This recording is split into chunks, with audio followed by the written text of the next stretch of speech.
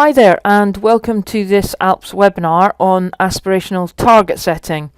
My name is Sue and I'm going to take you through generation of minimum expected grades, that's a MEG in Alps language, and I'm going to talk quite a bit about subject level analysis, so how might our subject teachers start to set personalised targets around those MEGs using the uniqueness of their own thermometers. Okay, so I'm going to start with the minimum expected grade and where it comes from. Now I'm going to do this fairly quickly. If you are struggling with this, then there are some additional resources. On the Alps Champions webpage, which is hopefully how you've gotten to this webinar, there's a methodology PowerPoint which will take you through some of the slides that I've got in this webinar. But there's also in your Alps Guide section here. Now this is in the Connect homepage and it's in the resources section. You might need to scroll down to that. If you click on Alps Guide, then you'll see various options of guide pop up. You've got the England and the Wales one there, but if you're doing reformed qualifications, for formed A levels, for example, you're going to want that England one, and unreformed ones, you're going to want that Welsh one. Now, in there, you have got lots of different data tables, and it's going to show you where all the numbers come from. So if you want to know more, then please do go there. It's all the national data tables, plus the subject thermometers, plus you've got some pages that explain the tables in more detail. So please do go there if you are still struggling by the end of this webinar. Essentially, though, you're going to have a start point and an end point, so you can see there the start and end point for the different qualifications. Key Stage 5 is your GCSE score, no BTECs in that, just your GCSEs. And then Alps output points. Key Stage 4 is, depending on where you are, Key Stage 2, fine score or standardised score, and the Year 8 Welsh National Tests if you're in Wales, and the output point is your GCSE points. So what we're then doing is we're looking at how much progress different schools and colleges make across the country according to those start point and end points. The first thing that we do, and this is the national database for the data table for England A level or reformed A levels. You can see that across the top you've got different prior attainment bands. Now there are 11, I've halved this table, and I'm just showing you 5. So for each of those prior attainment bands you can see the range, and you can see the number of students in each of those bands. And then as you come down, you're going to see different output numbers with their representative grade.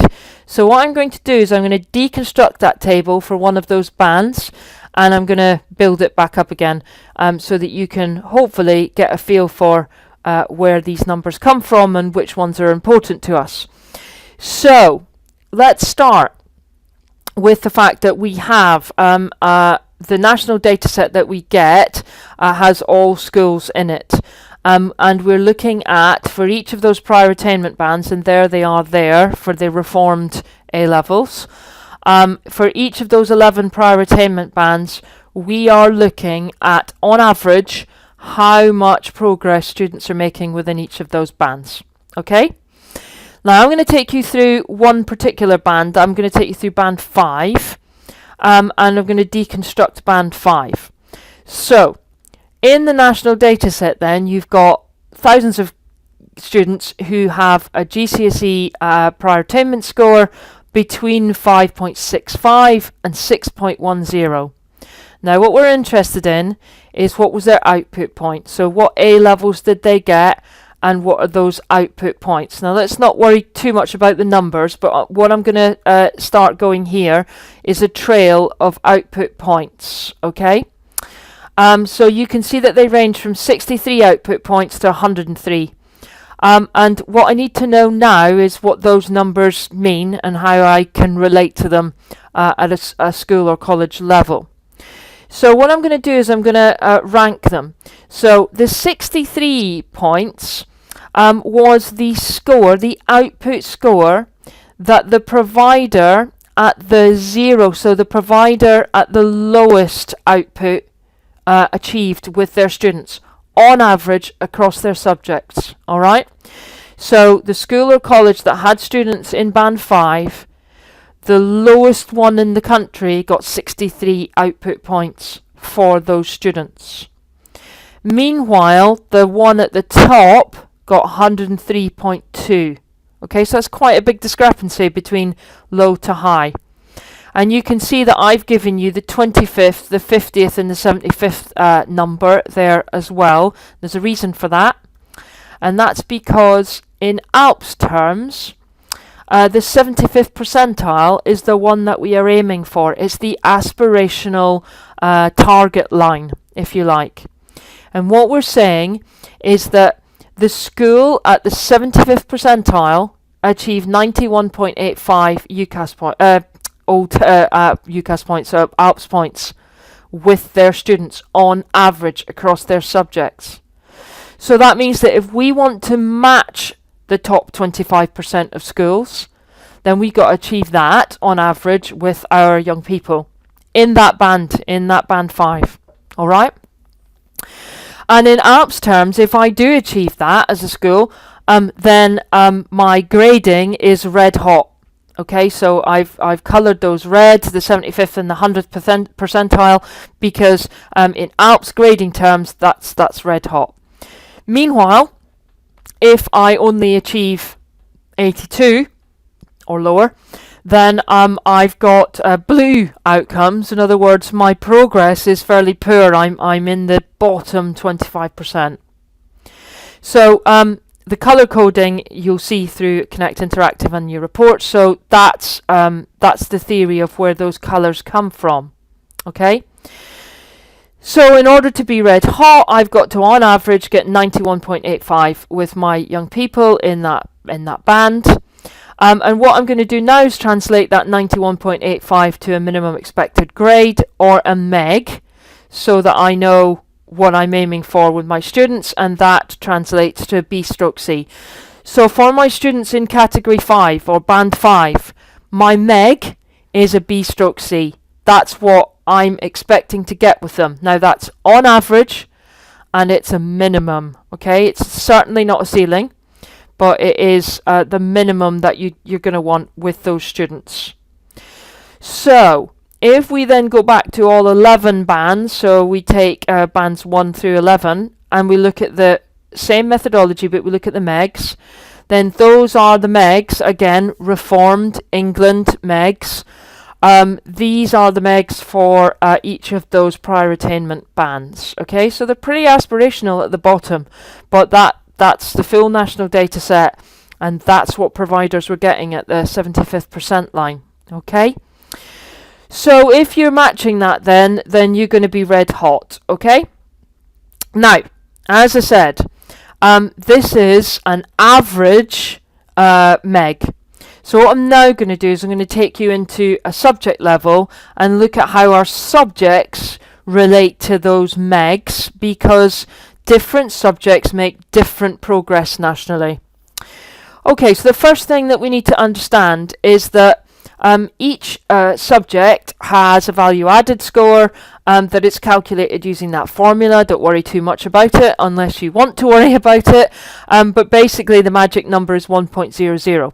If everyone in my class gets their MEG, then my subject Alps score is 1.00. Okay, if everybody gets their MEG. So that's what that's saying. So what if I now look at all of the subjects in the national data set and look at their scores out rotating around that 1.00, and then map those onto a subject thermometer? Okay, so just say that again. All of the scores for each of these individual subjects are calculated, and then they're mapped onto their own unique thermometer. So here's an example of one here. So in this example, the top score achieved in this subject was 1.24, and the lowest was 0.74. Okay, now what does that mean? There's another magic number. 1.00 is the first one. The second one is 0.2. So 0.2 is a grade per student.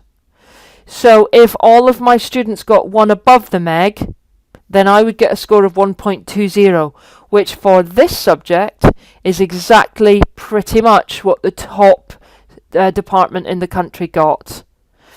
If, on the other hand, all of my students slip one below their MEG, then 1.00 minus the 0.2 is 0.8.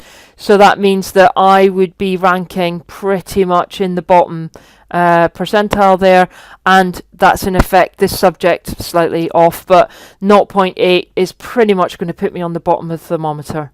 Okay, so what I need to know is, okay, so how do I target set based on that information? So just to reiterate, everybody achieving your MEG is a 1. Each subject has its own thermometer because each subject is plotted independently. The value added scores for different departments are plotted. I am going to show you 3, okay? So I'm going to show you media studies, these are all A level, media studies and biology, and that one's English literature, okay? Now, look at how different the scales are. So let's just pinpoint what a 1.00 would get me in each of those subjects. What that means is, if I achieve the MEG with all of my students in media studies, what does that plot me on the media studies thermometer? Grade 6, bottom 40%. Okay. If I get a 1.00 in biology, where does that plot me? Top 10%.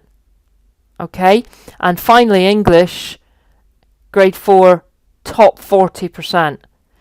So can you see that depending on the subject that you're teaching, different subjects make different progress nationally, so I've got to know that. So as a media studies teacher, for example, I've got to know that if I achieve the MEG with my students, then as a media studies teacher, I'm almost dropping into the bottom 25%, because nationally, media studies students are doing better than their MEG. However, in biology, if I drop a few students from the MEG, and you'll notice that the magic number at the 3-4 boundary there is 0.91, so if I drop a few students, I can still be a red biology teacher. Okay? Now, there's lots of different factors that go into that progress. Don't fall into the level of difficulty of subjects. There's lots of different factors there. But that's the reality of the national picture. Okay, so let me just reiterate that. There's a few more examples. You can see maths, for example, 1.00 would get you spot on that top 25%. And the same differentiation exists in the BTECs. Okay, so I've got to know that. Okay, as a subject teacher, I have to know that I'm going to be aspirational with my students. So if I'm a media studies teacher, I may have to personalise their target above the MEG. Whereas in biology, I might be more realistic and I might target set at the MEG. So I have to make sure that I understand my thermometer and how to interpret it in order to give my students the best chance of doing whatever it is that they're going to do next and get the grade that allows them to compete on that national level. The final bullet point there is just if you are teaching a creative arts subject, for example, art or drama, then clearly there are other factors that you're taking into account. And I'm aware that I'm being very generic here. Okay, I'm just giving you the sort of bottom line, very generic methodology principles. Okay, if you want to have a look at the different thermometers, they are in the Alps Guide. That's an example of the A-level page, A-level England. You can see there horizontally the uniqueness of the subject thermometers, and you can see that what it is that you need to get in order to hit the red.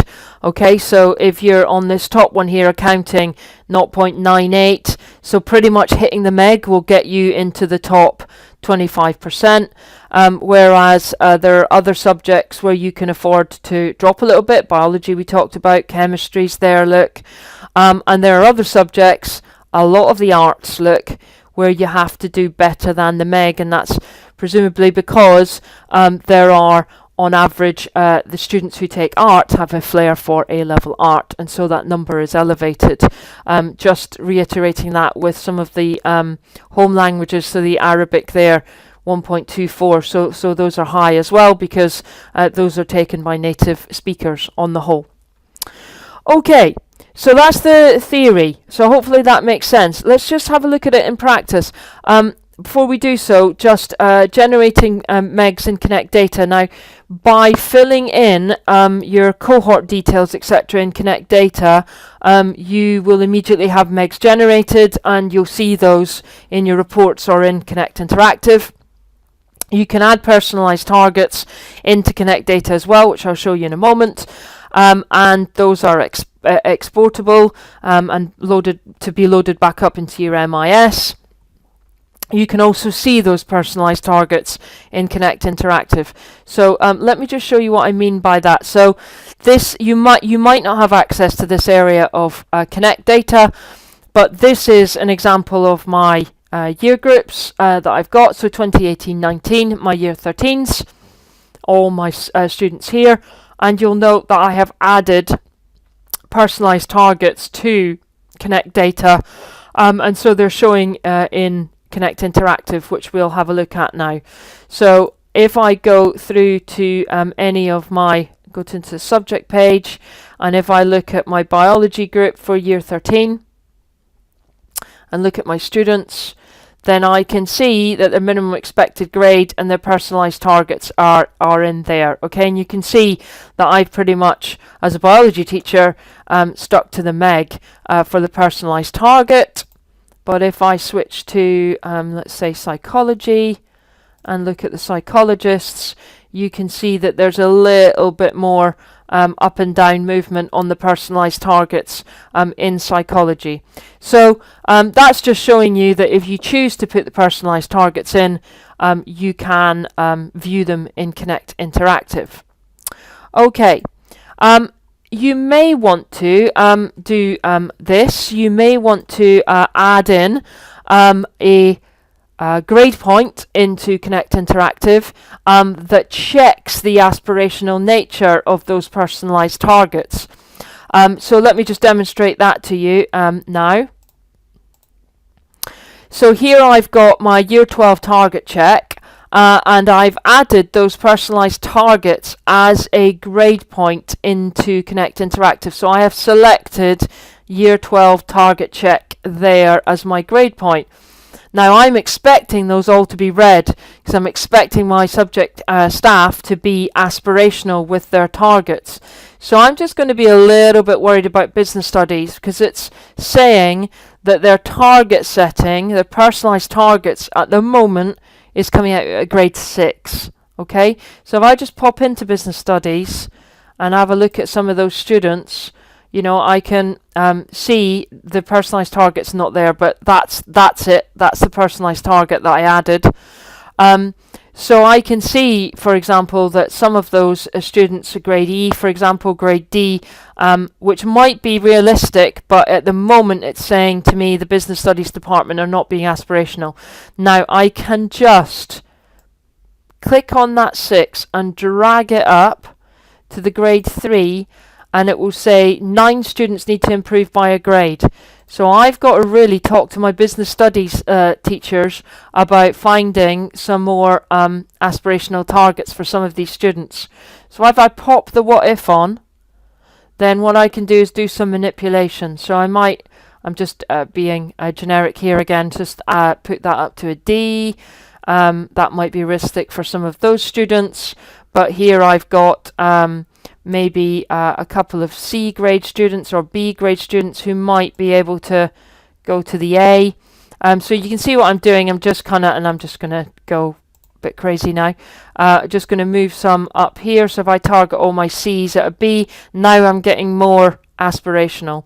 So it's just another tool that you might want to use to have a look at whether you feel that your staff are being aspirational or not.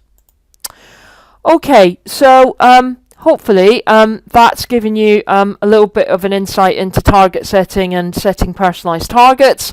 As I said at the beginning, there's other places that you can find information. There's the Alps Guide, as I talked about.